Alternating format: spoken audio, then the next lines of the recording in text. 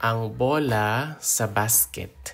May bola sa basket, kahel ang bola, pang basketball ini.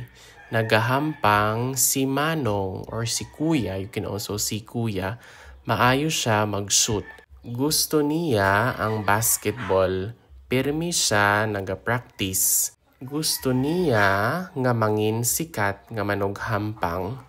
So, ang bola sa basket, so the ball on the basket or the basketball ball, may bola sa basket. So, there is a ball on the basket. So, it means there is or there are. So, there is a ball on the basket. Kahil ang bola, so the color of the ball is orange. Pang basketball ini. So, this is ini. So, this is for basketball. Nagahampang si Manong or nagahampang si Kuya. Hampang means like to play.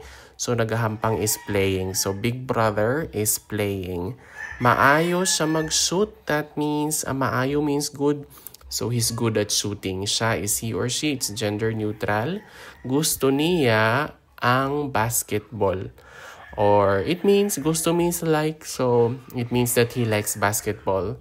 Pirmi siya naga-practice. So, pirmi means always. Siya is he or she.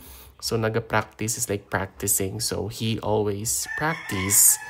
Gusto niya mangin sikat nga manughampang. Gusto niya nga mangin sikat nga manughampang. Gusto is like.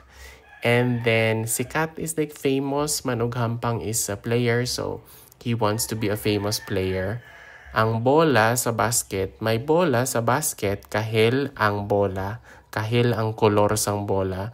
Pang basketball ini, nagahampang si Manong or nagahampang si Kuya, maayo siya mag-shoot. Gusto niya ang basketball.